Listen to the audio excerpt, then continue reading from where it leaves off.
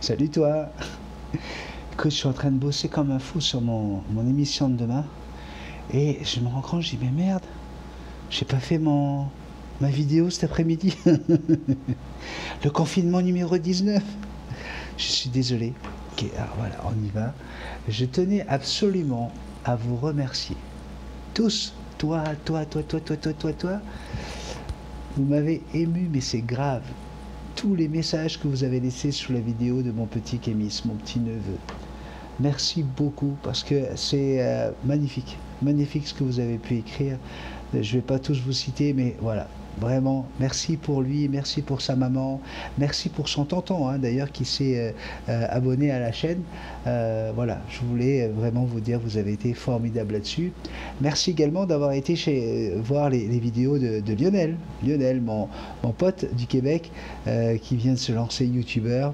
Vous avez vu, en une journée, il nous a fait 3 vidéos. 3 vidéos en une journée.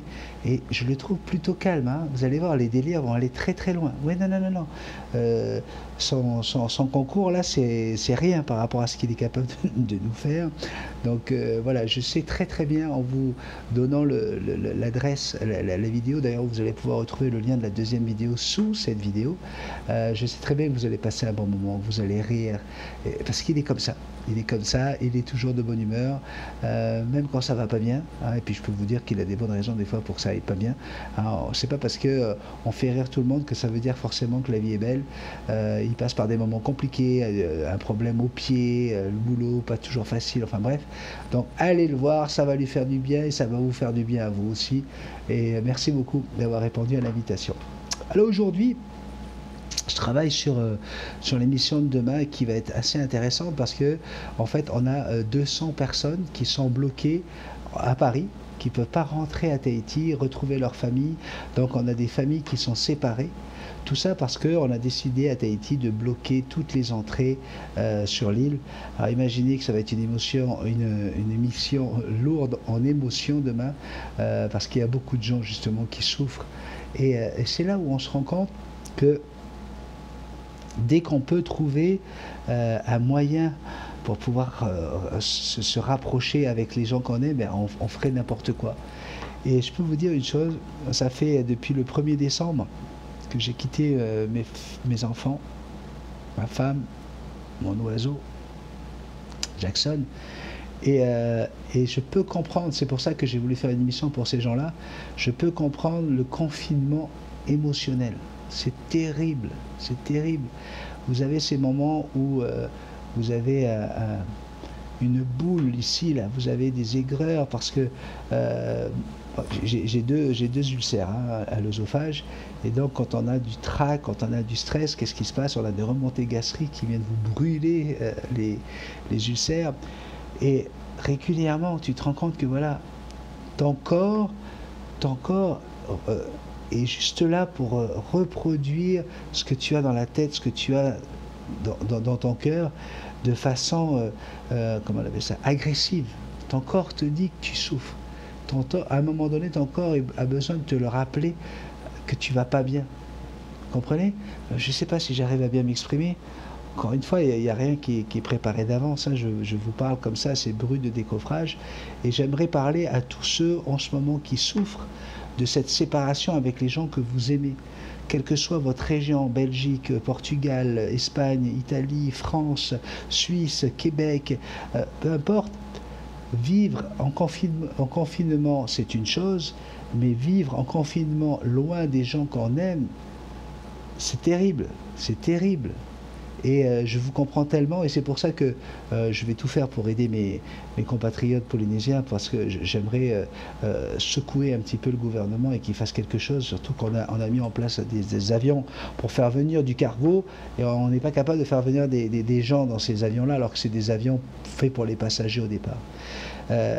Et voilà, je voulais vous dire à quel point, encore une fois, vous pouvez avoir du bon dans votre confinement si vous êtes avec les gens que vous aimez. Sérieusement, pensez-y. Il y a des gens qui n'ont pas ça. Et Lionel fait partie de ces gens-là. Moi, je fais partie de ces gens-là. On n'a pas On n'a personne autour de nous, quoi. C'est un confinement où on est solitaire. Alors moi, j'ai de la chance chez les parents de Sandrine, heureusement, que je peux aller voir régulièrement, puisqu'ils ont une maison qui est collée à la mienne, qui est mitoyenne. Mais je vous parle de cette relation qu'on peut avoir avec son conjoint, avec ses enfants, etc. Eh bien, quand vous n'avez pas cette relation-là, mais je peux vous garantir que le confinement est différent. Hein. Depuis que je vous fais ces vidéos du confinement, on est d'accord que le confinement est différent selon la maison que nous avons, selon l'espace que nous avons. Lorsqu'on a 2-3 pièces différentes dans une maison, eh bien, au moins on peut dire, allez tiens, je vais aller dans le salon, ah puis tiens, je vais aller dans mon bureau, puis tiens, je vais aller dans ma chambre. Mais il y a des gens, c'est une seule chambre, c'est une seule pièce, avec les toilettes d'un côté et la cuisine de l'autre, dans la même salle. Et ils sont 5-6 personnes. Donc, je pense que ce qui est important dans des moments comme ça, c'est de réfléchir avant de se plaindre. Ok, j'en ai déjà parlé au tout début dans mes premières vidéos, mais là, encore une fois, est-ce qu'il y a pire? Et jusqu'où c'est pire? Quand vous habitez à Lille, et que vous avez votre mère qui est à Antibes, à Nice ou à Juan-les-Pins, à l'autre bout là-bas, et que vous êtes confiné, que vous n'avez pas le droit de bouger, que vous aimeriez avoir des nouvelles tout le temps, de savoir comment qu'elle va, et vous avez peur parce qu'à un moment donné, peut-être qu'il peut lui arriver quelque chose. Ben, c'est pas du tout pareil que quand vous êtes confiné à Lille, puis que maman habite à 200 mètres. Parce que voilà, elle est à 200 mètres, on a quand même le droit de se déplacer avec un petit papier, hop, vous allez pouvoir aller lui faire des courses, vous allez pouvoir vous occuper d'elle. C'est différent. Donc, dans le confinement, il y a tellement de degrés de difficultés. C'est comme quand vous disiez confinement à Tahiti, c'est génial, c'est le paradis. Non. C'est très très dur de garder des familles de 3 à 4 enfants dans des petites maisons où il fait 40 degrés. Okay. Il n'y a pas un meilleur confinement. On n'est pas mieux confiné au Québec en février quand il faisait moins 30. Non, non. C'est vraiment une période où on doit apprendre à aller apprécier les bonnes ou les mauvaises choses. Et il faut toujours voir le verre à moitié plein que celui qui est à moitié vide. Tout ça, là, c'est des choses qu'on entend, c'est des phrases qu'on nous dit, c'est des choses qu'on lit sur YouTube ou sur Facebook. Ah ça, Facebook, numéro 1 des messages. Fais ceci, fais cela. D'ailleurs, à ce sujet, si je peux me permettre, et sans vouloir vexer personne, et puis ceux qui veulent continuer, faites-le. Mais tous ces beaux messages avec des animations, avec des si tu m'aimes, dis-le-moi, si tu as de l'amour pour les gens, partage-le avec tous tes contacts, et surtout, n'oublie pas de me l'envoyer à moi si tu m'aimes vraiment. Tous ces messages-là, les amours. Et je sais pertinemment que parmi mes abonnés, la plupart qui m'envoient ces messages, c'est justement dans un élan d'amour. Mais ce sont des spams, ce sont des choses qui sont créées par des hackers, par des gens qui veulent pirater nos comptes, qui veulent essayer de rentrer dans notre système. Et pour cela, ils vont essayer d'aller chercher le maximum de gens avec justement ces chaînes. C'est ce qu'on appelle une chaîne. Donc, c'est clair que je ne réponds jamais à ces messages-là. C'est clair que je ne vais jamais les redistribuer à quelqu'un parce que c'est dangereux pour votre ordinateur, pour votre système d'exploitation, pour votre compte Facebook. C'est comme ça que vous allez vous faire pirater votre compte. D'accord? Donc en passant... Et donc sur Facebook, tu as aussi tous ces messages, tous les adages. Voilà, qui sème la tempête récolte le... Non, qui sème le vent récolte la tempête. Qui fait ci aura ça. Si tu donnes, tu recevras. Toutes ces choses, ces phrases toutes faites, qui ont été dites un jour par des sages, il faut se les approprier. Il ne faut pas juste les lire et puis les mettre avec un pouce en l'air ou avec un j'adore. Non, non. Si elles ont été dites par des sages, c'est que quelque part, il y a eu une réflexion. Il y a déjà eu quelqu'un qui l'a vécu et qui nous transmet ce genre de message. Donc, voilà. J'ai pas de pensée philosophique aujourd'hui, je suis désolé. Tout ce que j'ai envie de vous dire, c'est surtout donner de l'attention. N'oubliez pas d'appeler les gens. Vous voyez, moi ce matin, j'ai appelé c'est une femme qui s'appelle Lila. Ça fait 30 ans que je travaille avec elle, que je collabore avec elle. Elle m'a embauché au début comme directeur d'une discothèque et puis on est devenus des associés. Et jusqu'à maintenant, c'est le bonheur.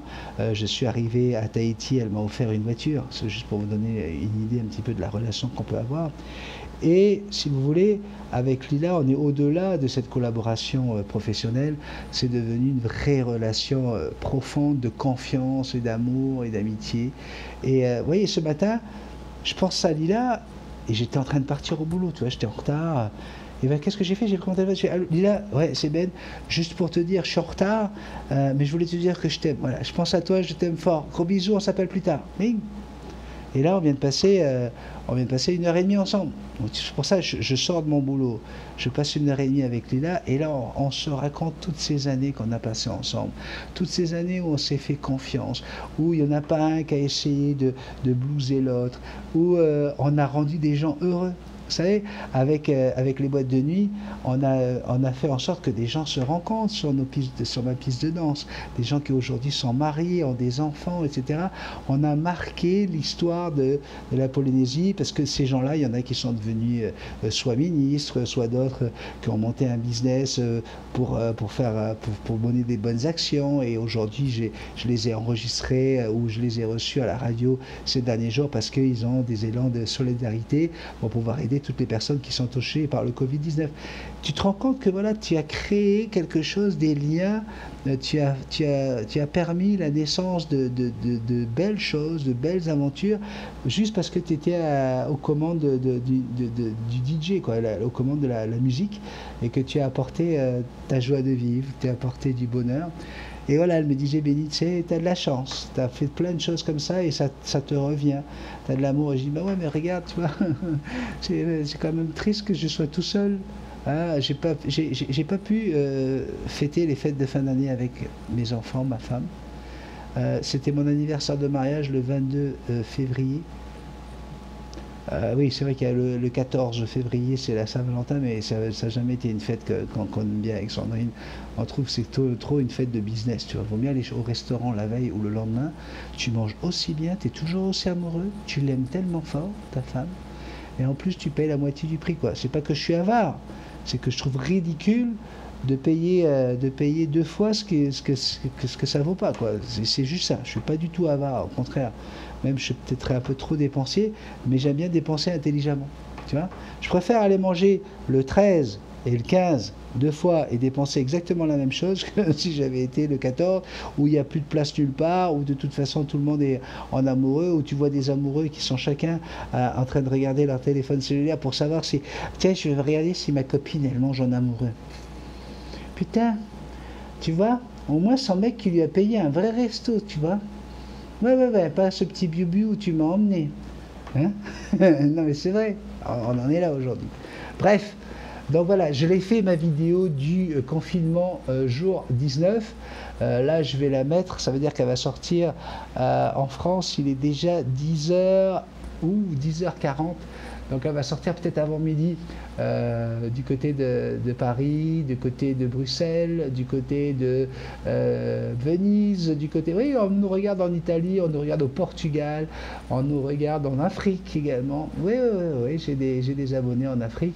Et là, dernièrement, j'avais quelqu'un... Ce matin, tiens, j'ai une abonnée qui me suivait de Bretagne, à Quimper, voilà.